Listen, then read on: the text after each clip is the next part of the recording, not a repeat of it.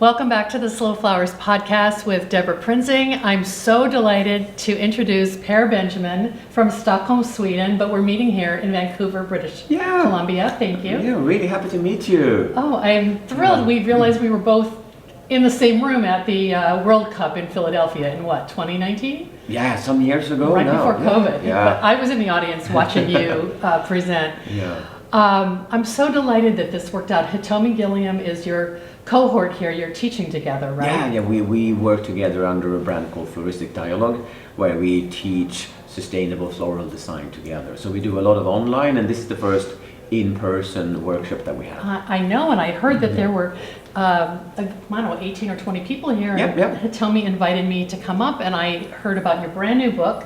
Yeah, you didn't know about that one, did you? Hitomi's your agent, you know, she's Okay, your advanced good. woman. This is really exciting, everyone. Per has a brand new book. It's the first ever comprehensive book about the history of sustainable floristry. I'm going to let him tell us the actual title, but it's publishing on February 7th. So you're like, this is our first interview that we can talk about it, and I'm thrilled. And we're going to show a little bit of the inside pages and the cover in our show notes at Slow Flowers Podcast. So yes. Check it out. So Yeah. Tell me about the title of the book and the inspiration of the book. Yeah, well, the title of the book, that's Sustainable Floral Design, to cover anything that has to do with flowers. And then it's the undertitle that's interesting, the sustainable future found in our history. I love it. Because we look for the future all over the place, but if we look back in the history of our profession, actually one of the older professions in the world, if we look back, because people have worked and arranged with flowers for so many years. So I had this idea because I've been interested in the history of my profession and my craft, what techniques they used, what mechanics, materials, how did they do? They didn't have foam, for example, that came in the 60s. We're talking like millennia, right? Yeah, we're going to start in the Stone Age. Wow. But okay. the first civilizations are the Egyptian and Babylonians. They had skilled floral designers. And They were craftspeople. They were craftspeople, and the designs they did, I mean, this we don't only find out. We knew when they opened the tomb of Tutankhamun, there were preserved dried floral designs there. And if we look at those techniques and how they worked that, it's impressive. And several of those techniques we could use today. I love and it. they worked only organic.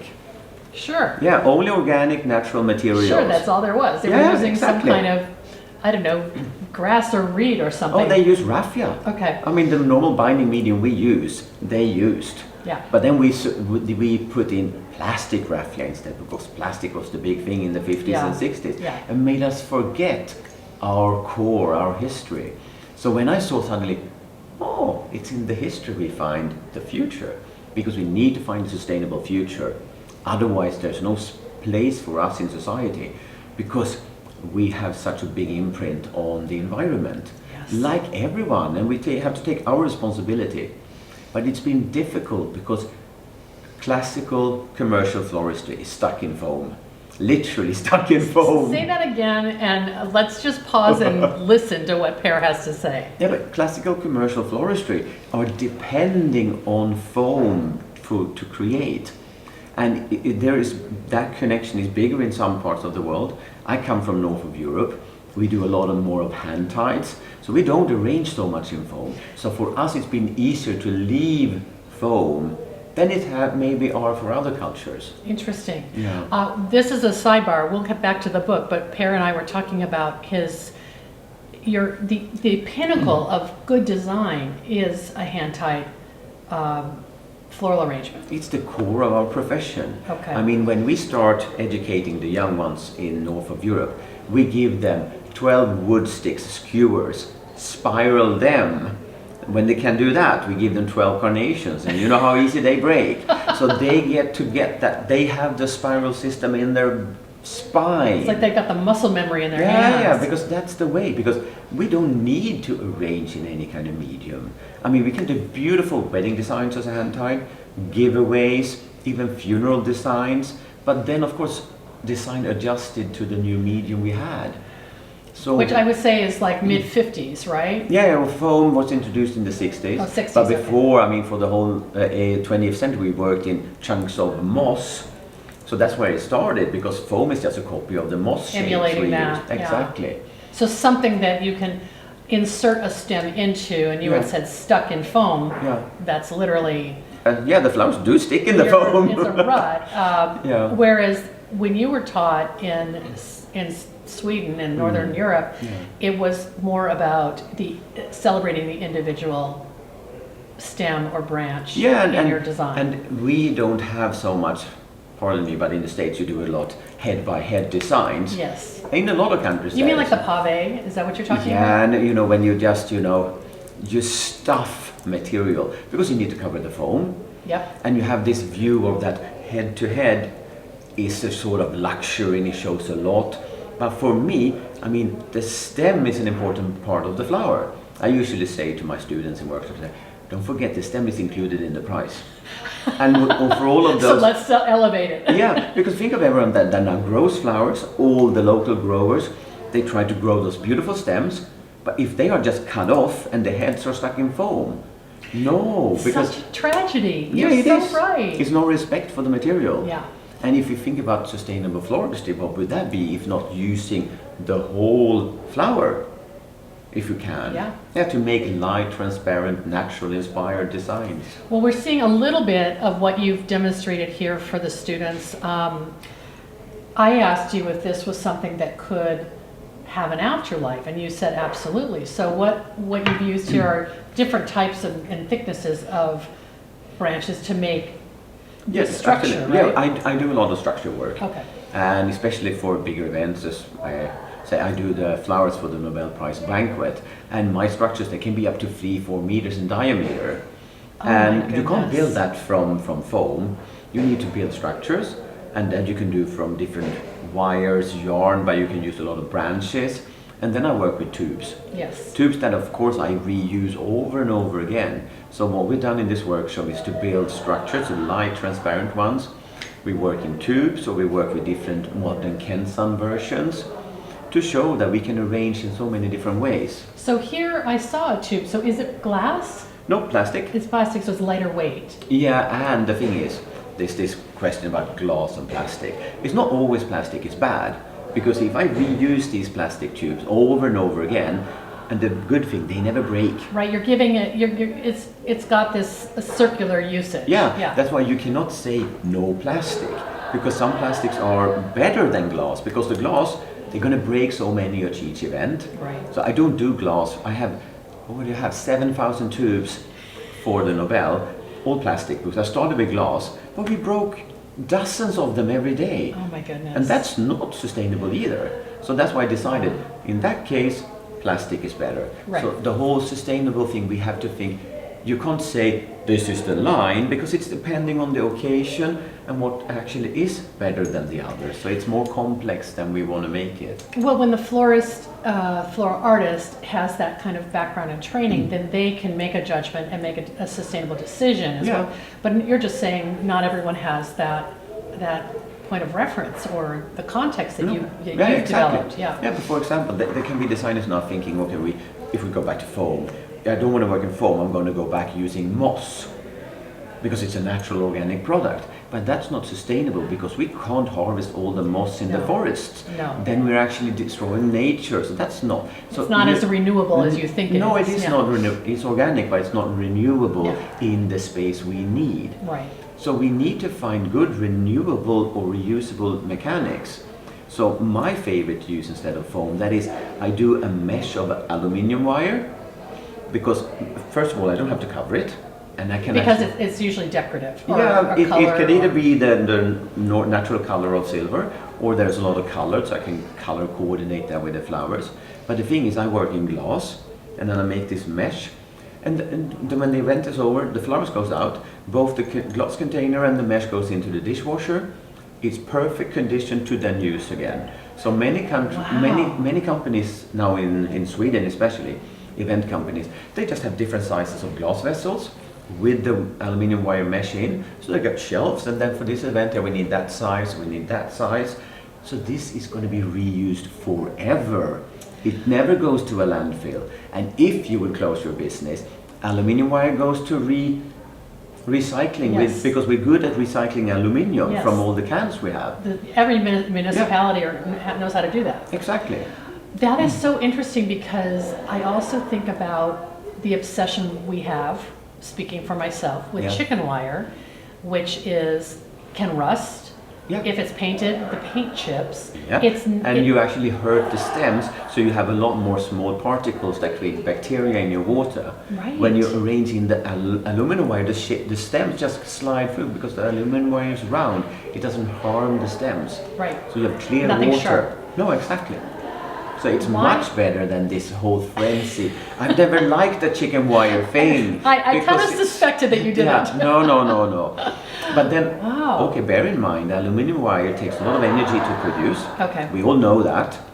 But when we then can use it over decades, Right. then that is sustainable use of the material and a sustainable mechanics. It's back to your water tube analogy. Exactly. Someone needs to make a chicken wire-like, matrix out of aluminum. Someone needs to do that. It could be, but So I mean, otherwise, you're just sitting there making your own like a little weaver. You're just yeah, but rolling I up. mean, it's so easy to make it. Okay, Yeah. It goes in a hurry and you have it. maybe that's what the interns can do. Yeah, well, that's why we learned. These people here, they say, oh, that's perfect. Then they're directly going to use it. Right, and Yeah. and that's such a brilliant idea. So you like glass vases. Which period in your book did you first start seeing clear glass? Because you're going through all of these cultural and artistic. Yeah, now clear glass eras. took a long while before Okay. it was actually used because the container have been so important. And think about how many containers do you have stashed away in the garage, under the sink, in the wardrobe? Is that sustainable? No, I No, have so- a lot more than I yeah, need. Because every trend has their own new colors, new patterns. That's not sustainable. Glass never goes out of fashion, it's transparent. So another sustainable aspect to think about. So it's not only the flowers, it's about our vessels, our containers. We cannot produce for one-time use that. Right. So we have a lot in many shops at home, we have a recycling system then. Okay, bring back the glass container with a mesh and you have a discount on the next buy. Oh, to your customer, you Yeah, say that. that's what we Okay. have to do. The same, Yeah. we have this recycling of beer cans, soda cans. Yeah. We can do that in a small version in our shops Yeah. or with our companies. I failed to say the name of your company, Benjamin's Botanicals. Yeah. So you actually have a retail operation for No, local customers? I have or- a studio. Okay. Yeah, because my work is to travel the world and educate and inspire. Yeah. So I can't handle those two things at the same time. But in the past, you've done something like that, or you've seen people do that? Yeah. I worked in every part of the industry. I worked with the growers, I worked with the exporters, I worked as a teacher, I've run shops, I've done event company, because I'm just so curious. I want to see all sides of the business to know it. Let's pause and talk a little bit about your path to flowers and your upbringing. How did you become smitten with flowers? Yeah, how did I? That was just, that's one of those banana peels in one's life. Okay. It just happened. Uh-huh. In school, we get trial weeks at different professions. And I went to McDonald's for 2 weeks. The next year I went to an office for 2 weeks. And then I told my teacher, I want to go to an architectural office. Because that's what I wanted, something creative. When you were like a teenager? I was 15. Okay. Yeah. And she said, well, no, but we have this flower shop. And I just looked at her. Flower shop? Girly stuff? What am I going to do there? So nobody in your family had No, been in... we don't have any background. Okay. Always Wow. liked gardening and nature. Right. But then I went to the flower shop, being that good boy I was, and it was like, this is magic. And it was so easy. I just loved it. So after those 2 weeks, I asked the shop if I could work, afternoons and weekends, and that's how we started.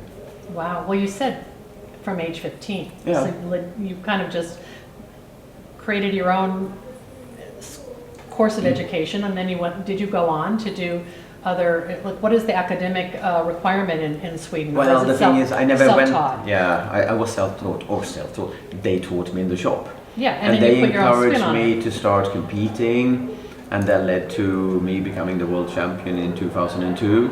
So that was like from not wanting it to actually reach the top of the world. That is amazing. And Yeah. Per was the World Cup champion in 2002. Where was that held? It was in Amsterdam that Oh, was time, it? yeah. Okay.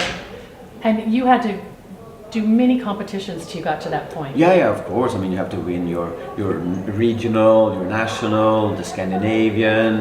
So that was to get on that way. I love it. But the real fun part with that, I didn't know it in 2002, but I worked totally sustainable.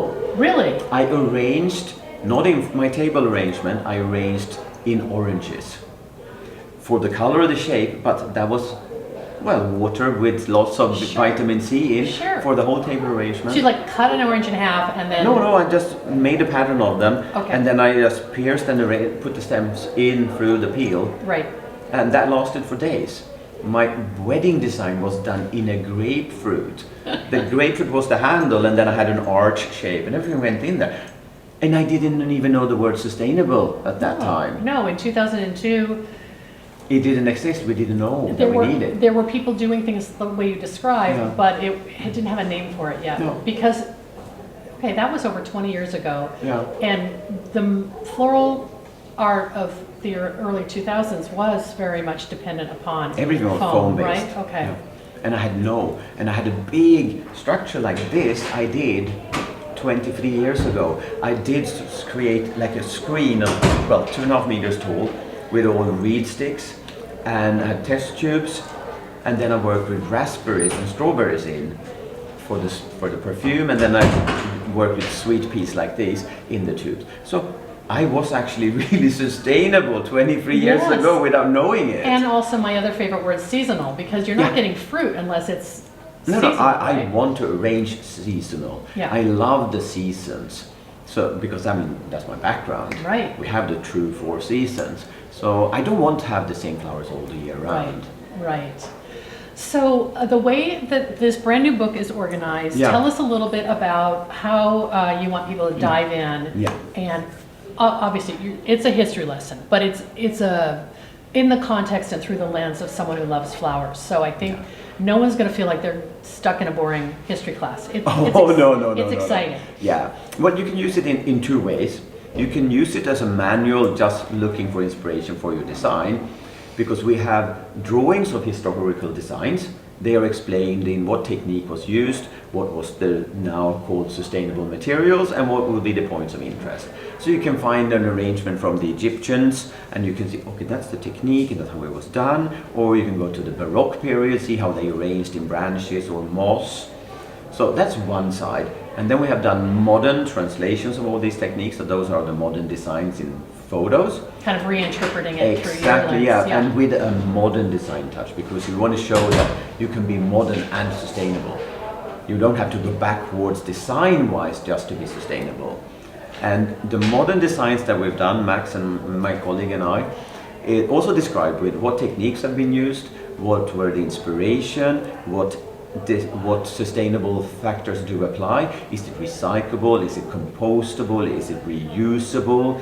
And where we have reinvented it from. Think about that. So you can really use it just to get that, or you can read it from page 1 to the last and get the whole history from the Stone Age to modern time. I love it. So you go through all the style epochs, where you go Roman times, lots of interesting design there.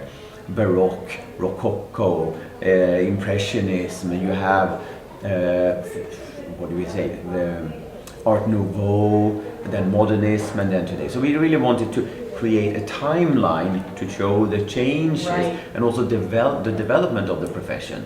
When did we start compete? When did wire services start? When did we start arranging in vases? When we did do that? So but it's out of a European perspective. Right. We brought in some inspiration from around the world, but it's where I live, and I don't want to try to say it's the full truth, but it's the first time ever everything is collected into one book. That's amazing. So I hope it will be a joy if you're an educated florist, if you're a grower, or if you're passionate with flowers and you just want to get sustainable, but also get a good glimpse into modern design. Right. So right. It's not dated. It's no, not we're trying to cover aesthetic. all perspectives, but really to show that our history is so rich. And we must relive that. Because take the Kensam, for example. They are so popular today, but I mean, they were used hundreds and hundreds of years ago. The Kenzan is? For like the bonsai? Yeah, Okay. because I mean, they were invented in Japan maybe Yeah. 200-300 years ago, but now we see modern versions of Kensans. Yes. And then also we see the Kenzan. Yeah. It's not in a bowl. Sometimes it's part of the design. And we don't need to design Ikebana inspired in it. We can design decoratively. We can use a lot of materials in them. Yeah. So I think we're going to be much more flexible with what mechanics we use according to what the purpose is. And we're going to see modern Kensan versions like the ones I spoke about with the aluminum wire, but with ceramics, everything that you can use over and over again. Right.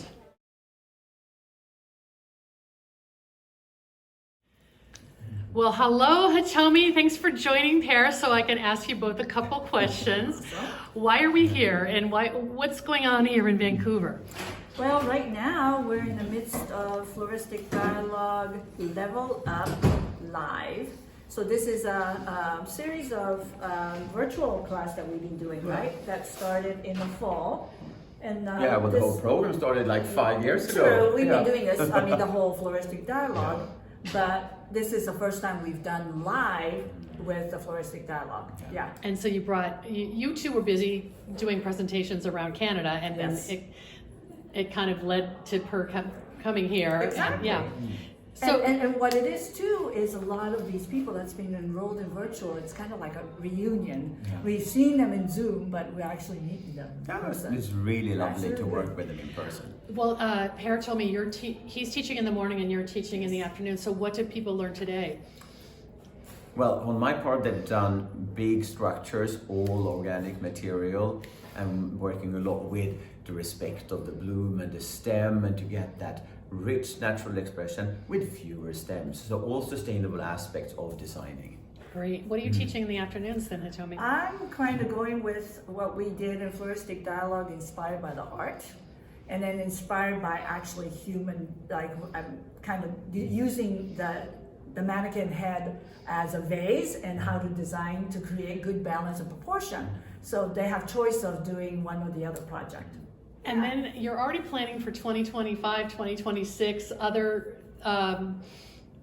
co-instruction, I guess. Tell me what's coming up that's going to be around sustainability. Yeah, well, we have some good news. Max, my colleague, is going to join us. So Floristic Dialogue is going to grow to be Floristic Dialogue Sustainable.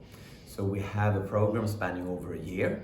So first we start online. Well, first we launch it at Symposium because they're doing a program at Symposium based on the book, Sustainable Floristry. First time we have Sustainable Floristry on the stage for AIFD. Oh, that's amazing. Yeah. I think you did tell me that, Hitomi. Yeah.